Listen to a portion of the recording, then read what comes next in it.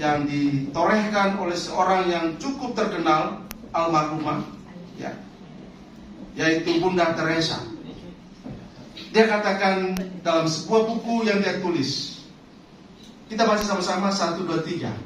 Tuhan tidak memanggilku untuk menjadi sukses, Dia memanggilku untuk menjadi setia. Tuhan tidak memanggilku untuk menjadi sukses, Dia memanggilku untuk menjadi setia. Kalau begitu tidak boleh sukses? Boleh. Tapi kenapa Bunda Teresa bilang Tuhan memanggilku bukan untuk sukses, tapi untuk setia? Kenapa? Nanti kita tanya Bunda Teresa, gitu ya. Tapi kita mencoba untuk memahami apa sih yang ada di benak Bunda Teresa. Kenapa dia tidak mau sukses? Atau kenapa dia paham betul bahwa Tuhan bukan memanggil dia untuk sukses? Padahal menurut dunia sukses itu bagus, sukses itu punya sesuatu yang bisa mempengaruhi banyak orang. Tetapi Bunda Teresa katakan, Tuhan tidak panggil aku untuk sukses. Realita menunjukkan kepada kita bahwa kesuksesan seringkali menjauhkan orang dari Tuhan. Kesuksesan seringkali membuat orang lupa tentang Tuhan. Kesuksesan seringkali orang menjadi tinggi hati, menjadi sombong, dan menyiksa orang lain karena kesuksesan yang dicapainya. Itu realitas sosial yang terjadi. Makanya Bunda Teresa benar bahwa Tuhan tidak memanggilku untuk sukses, tapi Tuhan memanggilku untuk setia. Kalau kita komparasi apa yang dikatakan oleh Bunda Teresa dengan firman Tuhan dalam Matius pasal 25 ayat 21 bagian A. Coba kita baca sama-sama. 1, 2, 3.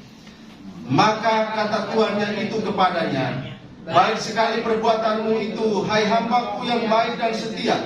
Engkau telah setia dalam perkara kecil, aku akan memberikan kepadamu tanggung jawab dalam perkara yang besar. Jemaat yang dikasihi oleh Tuhan Yesus Kristus, kalau kita baca bagian firman Tuhan ini, ternyata komparasi dengan apa yang dikatakan oleh Bunda Teresa, bahwa sesungguhnya Tuhan memanggil dia untuk setia, dan upah dari kesetiaan itu semakin apa? Semakin sukses atau semakin dipercayai?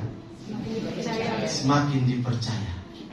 Jadi ketika Bunda Teresa katakan, aku dipanggil oleh Tuhan bukan untuk sukses, tapi untuk setia, maka dalam kesetiaan itu Tuhan makin mempercayai Bunda Teresa.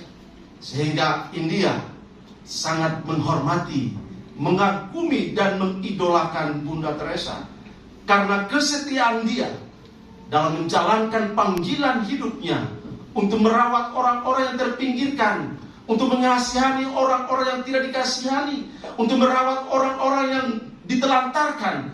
Bunda Teresa setia melakukan itu, dan dunia mengenangnya sebagai seorang perempuan yang penuh cinta kasih. Amin. Jadi Tuhan mau supaya kita setia, karena semakin kita setia, maka kepada kita akan semakin dipercayakan, semakin dipercayai untuk melakukan lebih lagi dan lebih lagi.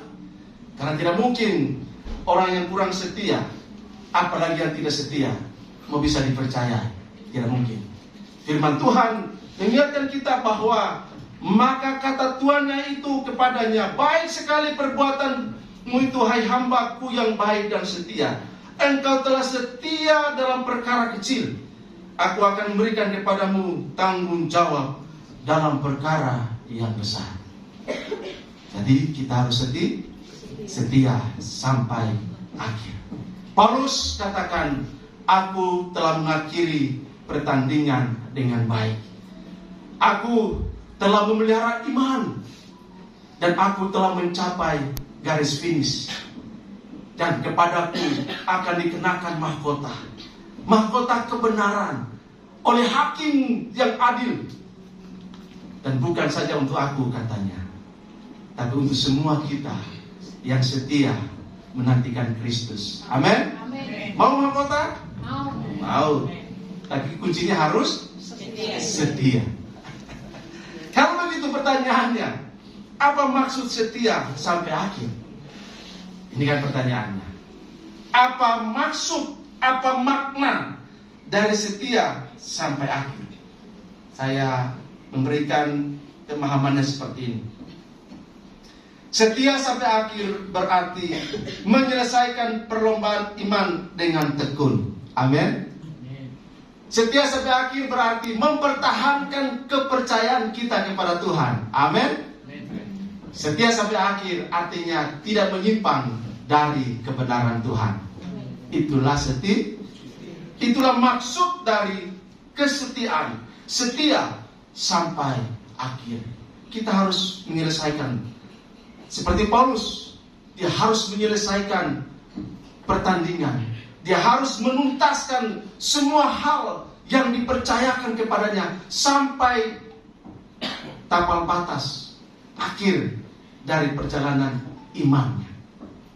Sehingga dengan leluasa dia menggunakan sebuah analogi yang sangat luar biasa, yaitu seorang atlet yang telah menyelesaikan perlombaannya dengan baik, menunjukkan bahwa kehidupan Kristen adalah suatu perjuangan yang membutuhkan apa? Ketekunan. Kita harus tekun. Tidak bisa asal-asal. Mengembangkan dan menjalankan semua tugas tanggung jawab yang masih dipercayakan Tuhan kepada kita dalam semua aspek, dalam semua panggilan kita, maka kita harus setia. Dan dalam menjaga kesetiaan itu tidak mudah. Kenapa? Karena ada kompetitor lain. Dalam sebuah perlombaan, dalam sebuah pertandingan, ada kompetitor lain yang juga berusaha berjuang supaya dia bisa dapat apa? Medali, piala, mahkota. Ada kompetitor yang berjuang sama-sama